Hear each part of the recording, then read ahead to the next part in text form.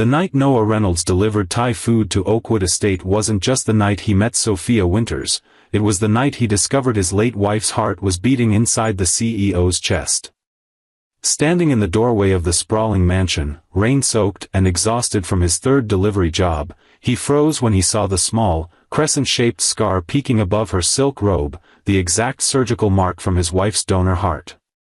Noah's world collapsed and rebuilt itself in seconds.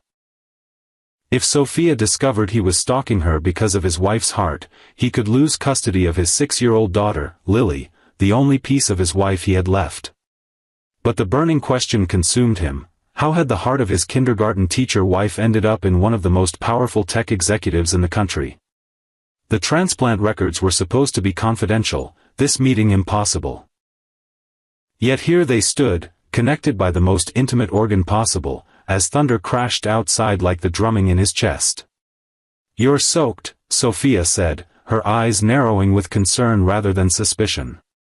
"The storm's getting worse. Come inside while I find my wallet."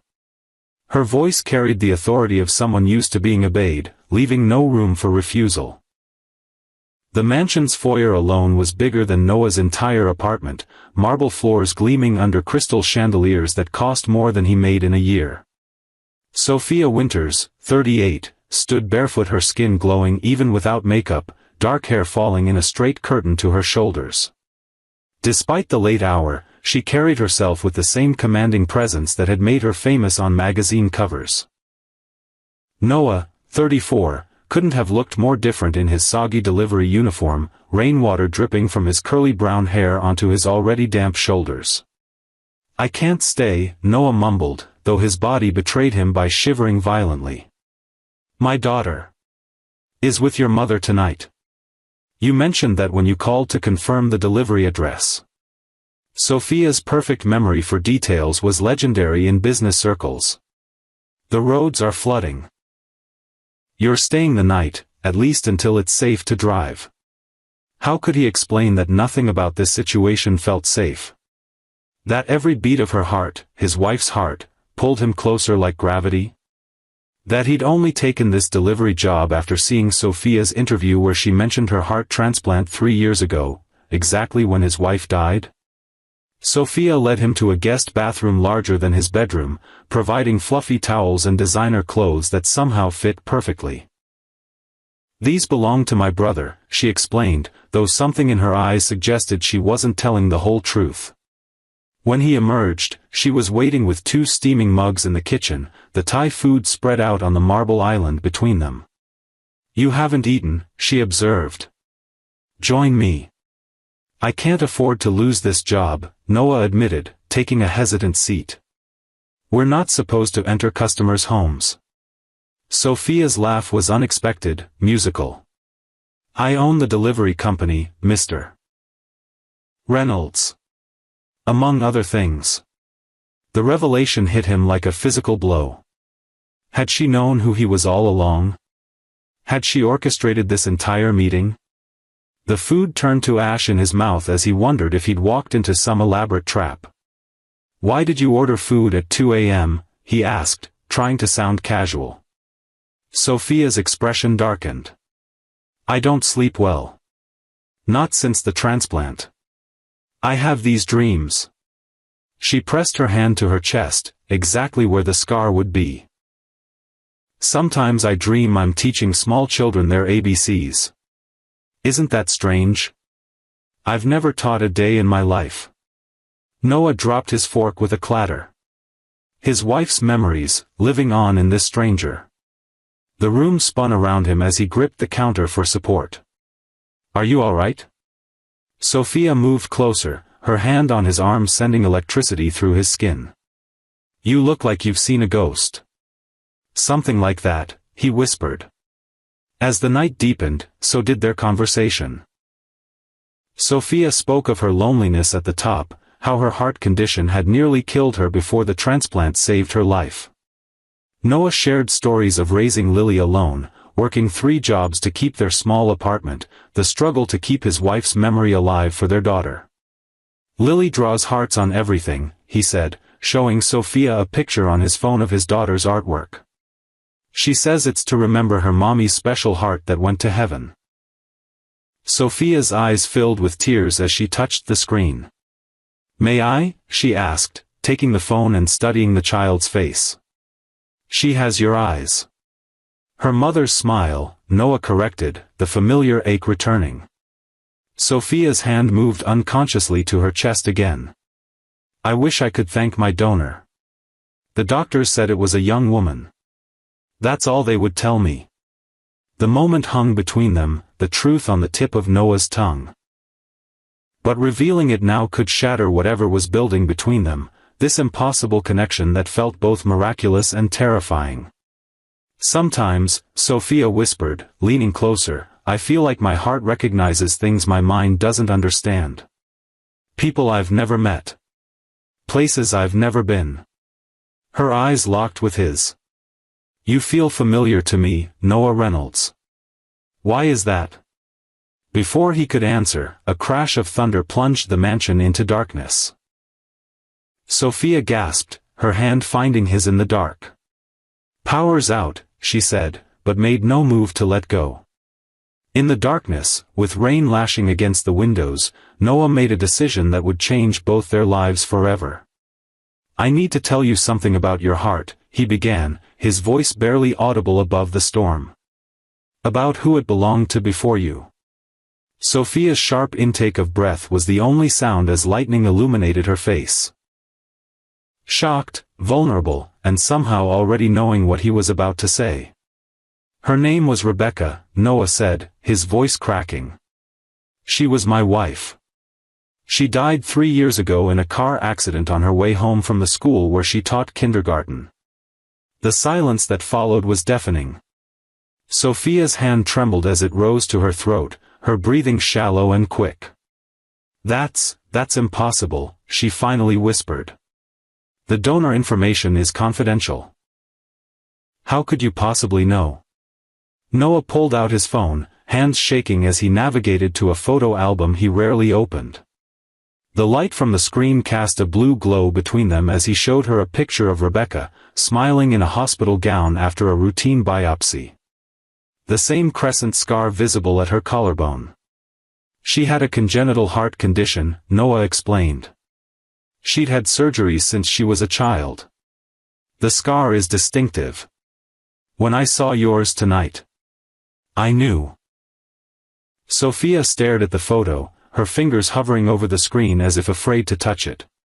She's beautiful, she whispered. She looks kind. She was the kindest person I've ever known, Noah said, the words catching in his throat. She wanted to donate everything she could, if anything happened. She made me promise. Lightning flashed again, illuminating tears streaming down Sophia's face. I dream about a classroom, she said, her voice small. Colorful alphabet letters on the wall. A reading corner with pillows. Children's laughter. I thought they were just dreams. Noah couldn't breathe.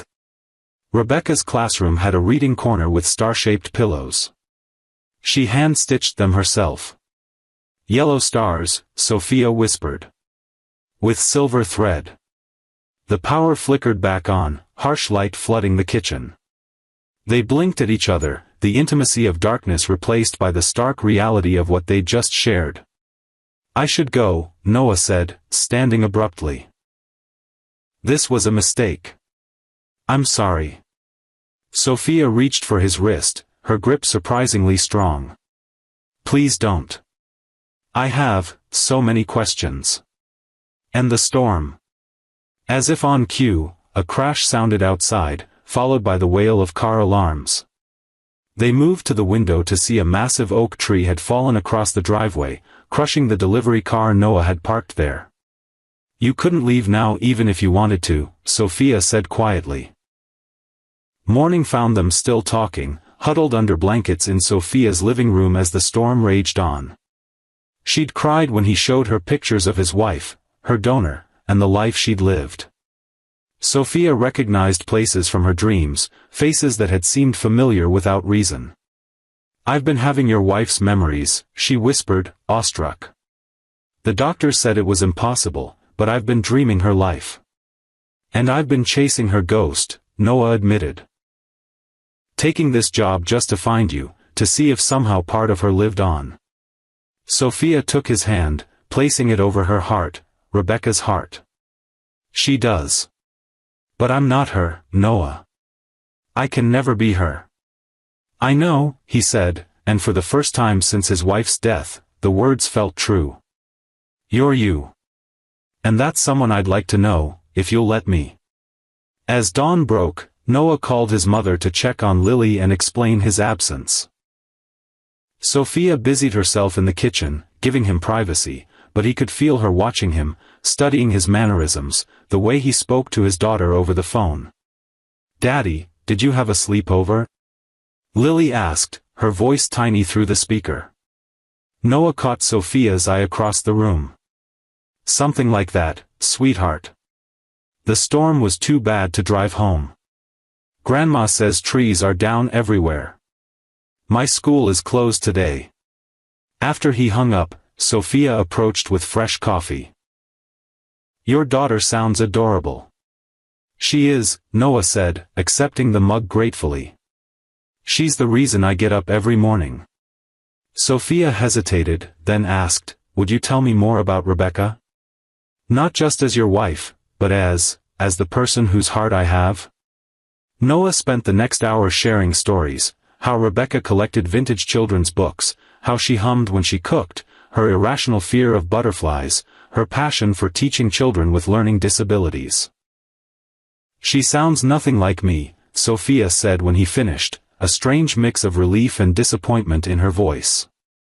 No, Noah agreed. You're very different people. Yet I dream her memories. I crave foods I never liked before. I find myself drawn to children's books in stores. Sophia's hands twisted in her lap. What does that mean for who I am? Noah considered this carefully. Rebecca's heart keeps you alive, but it doesn't define you. You've built an empire, changed industries. That's all you. Is it? Sophia stood, pacing the room. Since the transplant, I've redirected millions into educational initiatives. I started a foundation for children with heart conditions. I changed my company's entire approach to work-life balance. She stopped, facing him. What if those weren't my choices? What if they were hers, working through me? The question hung between them, impossible to answer. Outside, the storm was finally subsiding, weak sunlight breaking through the clouds. I should go, Noah said, standing. My mother will need a break from Lily, and I need to figure out what to do about the car. I'll have a car take you, Sophia said immediately. And don't worry about your delivery vehicle. I'll handle it. Noah wanted to refuse, to maintain some boundary between them, but practicality won out. As they walked to the door, Sophia suddenly touched his arm. Would you bring Lily to meet me sometime? She asked, vulnerability naked on her face. I feel like I know her already. The request should have felt intrusive, even alarming. Instead, Noah found himself nodding. I think she'd like that. The next evening, Sophia arrived at Noah's modest apartment with her driver carrying more food than two people could eat. Lily, shy at first, warmed quickly to the elegant stranger who somehow knew her favorite color and could sing the special bedtime song only her mother had known. How did you know that song? Noah asked later, after Lily had fallen asleep. Sophia shook her head, wonder in her eyes. I just knew. Like I know you take your coffee with one sugar but no cream. Like I know you sleep on the left side of the bed. Rebecca's side was the right, he said softly. Then we're compatible, Sophia replied, her smile tentative but hopeful. That night, after Sophia left, Noah sat alone in his small living room, conflicted.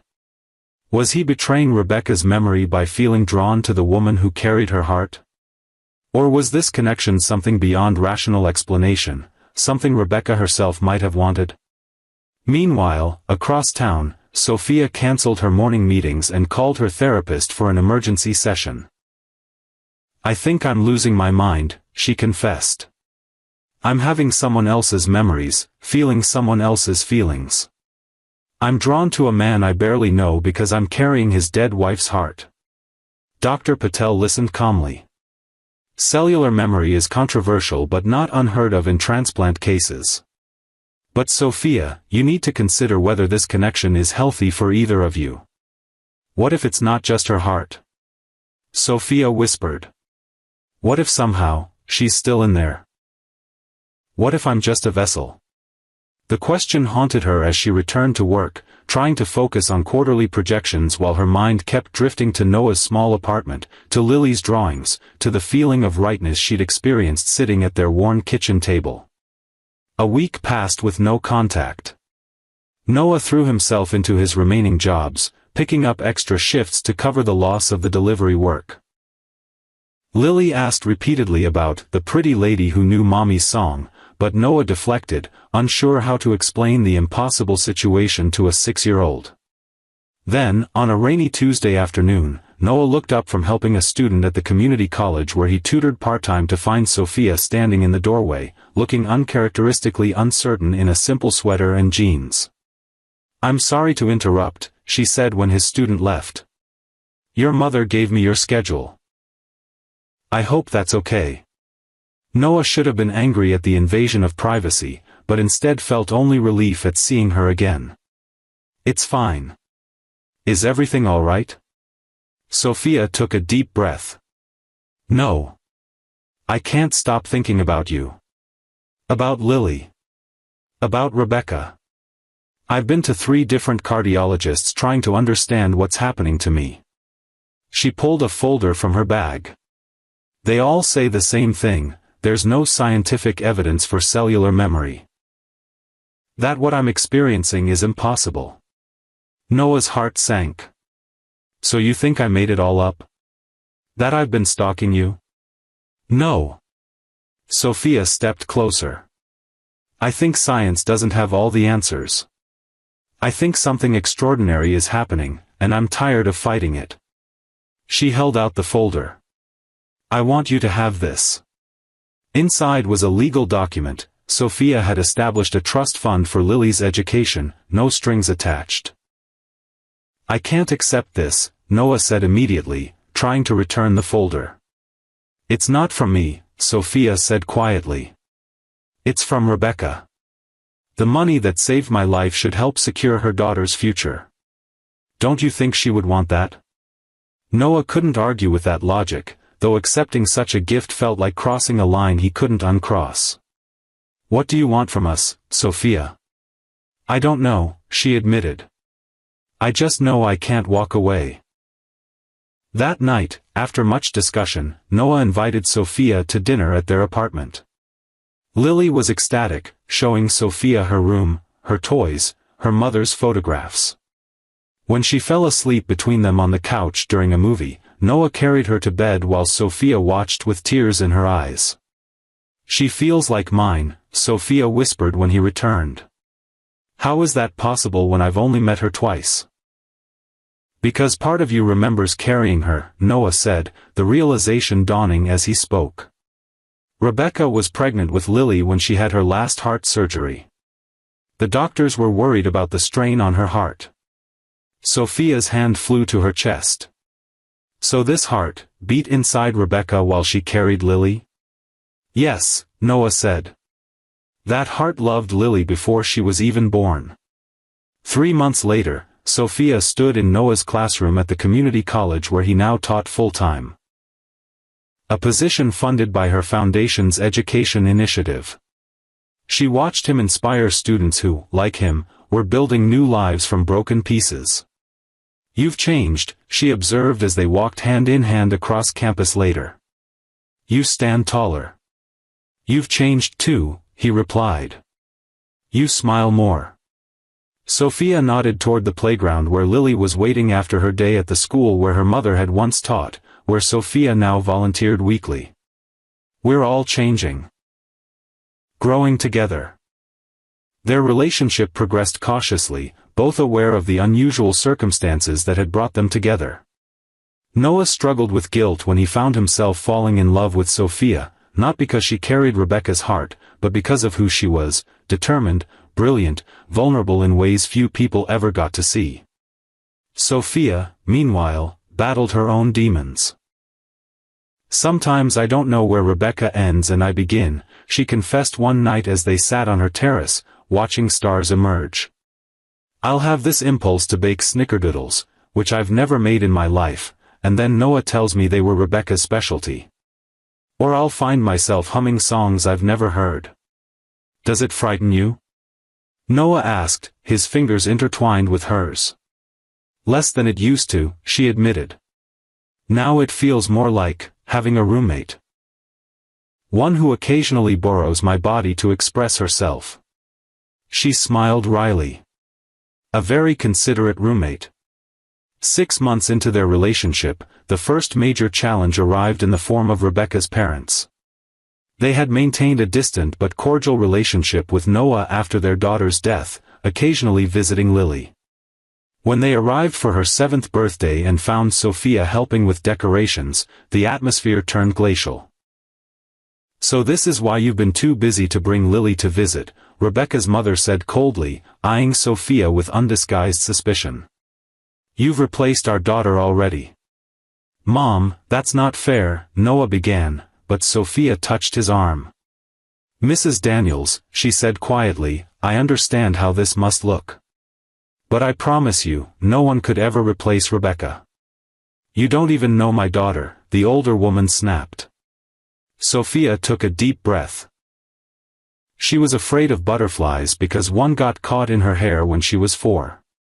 She collected vintage golden books, especially The Pokey Little Puppy.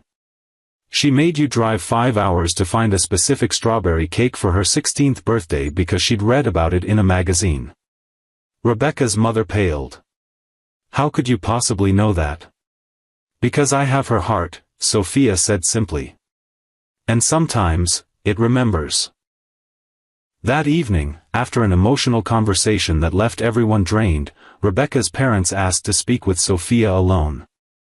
Noah watched anxiously from the kitchen as they talked in hushed voices, his former mother-in-law occasionally wiping tears.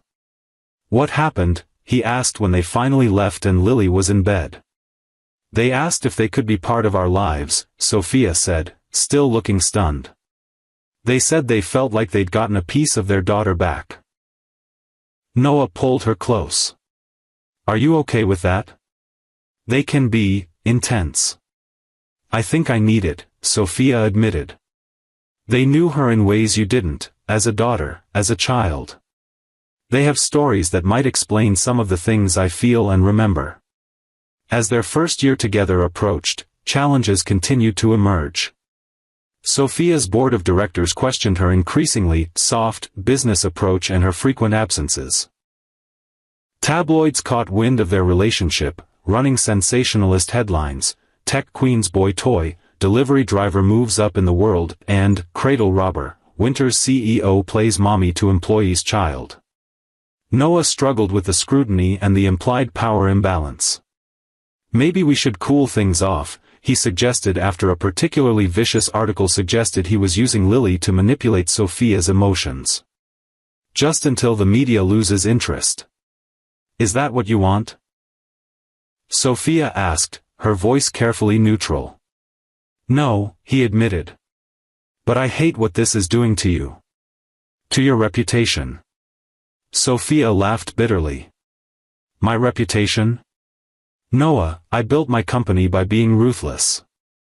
I was called the Ice Queen long before I met you. Do you know what my board is really upset about? That I'm showing emotion. That I'm prioritizing people over profit margins. And you're okay with that change?" "I'm more than okay with it," she said fiercely. "For the first time in my life, I feel whole. Not just physically healed, but complete. Whether that's Rebecca's influence or just me finally allowing myself to be human, I don't care anymore." That night, as they lay together in Sophia's bed, now their bed, though Noah still maintained his apartment for Lily's stability, Sophia propped herself up on one elbow, studying his face in the moonlight. "I want to show you something," she said, reaching for her tablet on the nightstand. She pulled up a document and handed it to him. "What is this?" Noah asked, scanning the legal text. "I'm stepping down as CEO," Sophia said. "I'll remain on the board, but I'm creating a new position, head of the Winters Foundation. We'll focus on education, medical research, and support for transplant families." Noah stared at her. "You're giving up your company?" "Sophia, you've worked your entire life for this." "I'm not giving it up," she corrected. "I'm evolving it. And myself." She took a deep breath. "And I want you to run the education division. You understand the needs better than anyone I could hire." "I'm not qualified." "You have a master's degree you never got to use because Rebecca got sick and you needed steady income," Sophia interrupted. "You've been teaching part-time for years. You understand what children and educators need." She smiled. "Besides, I'm the boss. I get to decide who's qualified." 1 year to the day after that first delivery, Noah knelt in Sophia's garden, now their garden, with Lily holding a small velvet box beside him. Sophia's hands flew to her mouth, then to her heart, as he asked the question that had been building since that stormy night. "Yes," she whispered, pulling both him and Lily into her arms. "My heart has been yours all along." Their wedding was small but meaningful, held in the elementary school auditorium where Rebecca had taught. Rebecca's parents sat in the front row, her father walking Sophia down the aisle in a gesture that left no dry eyes in the room. Lily served as flower girl and ring bearer, proudly telling anyone who would listen that she was getting a new mommy who has my first mommy's heart, so it's like having 2 mommies at once. As they exchanged vows, Sophia placed Noah's hand over her heart. "I promise to cherish this gift I've been given," she said, her voice carrying through the hushed room. "Not just the heart that keeps me alive, but the love it's taught me to feel. I promise to honor Rebecca's memory by loving you and Lily with everything I am." Noah's voice shook as he responded. "I promise to embrace the miracle that brought us together. To see you for who you are, while honoring who came before. To build a future that would make Rebecca proud." 2 years later, Sophia gave birth to twins, a boy and a girl they named Samuel and Rebecca. The doctors had warned against pregnancy with her transplanted heart, but Sophia had been determined, undergoing extensive monitoring throughout. Rebecca's heart carried Lily, she had told Noah when they discussed having children. "I wanted to carry our children too. To complete the circle." Their story spread, the CEO and the delivery driver, connected by tragedy and healed by love. Transplant awareness increased tenfold. Sophia's company instituted the most generous family leave and childcare policies in the industry. Noah's scholarship fund for single parents grew beyond his wildest dreams. The Winters Foundation became known worldwide for its innovative approach to education and medical research. Sophia and Noah traveled extensively, sharing their story at medical conferences and transplant events. Lily grew into a compassionate teenager who volunteered with donor families, helping children process their grief. And every night, Sophia still dreamed of memories that weren't hers, but now those dreams included new memories they were building together, a family forged from loss and found in the most unexpected circumstances. On the 10th anniversary of their meeting, Noah found Sophia in their garden, sitting quietly beside the memorial they'd built for Rebecca. A small fountain surrounded by her favorite flowers. "Do you ever regret it?" he asked, sitting beside her. "Taking on another woman's family? Living with her memories?" Sophia considered this, her hand resting over her heart, their heart. "How could I regret the greatest gift I've ever received? Without this heart, I wouldn't be alive. Without you and Lily, I wouldn't be living." She smiled, the lines around her eyes deepening. "Besides, I got the better end of the deal. I got all of Rebecca's love without having to go through high school." Noah laughed, pulling her close as their children raced around the garden, Lily chasing after the twins with the patience Rebecca had always shown with her kindergartners. She would have loved this, Noah said softly. All of it. She does love it, Sophia replied with certainty. Every beat tells me so. If this story touched your heart, remember that organ donation saves more than just lives. It creates connections that transcend our understanding. Like and subscribe for more stories that remind us how love finds a way, even in our darkest hours. And let us know in the comments which country you're watching from. Our stories connect us across all borders, just as love connects us across all boundaries.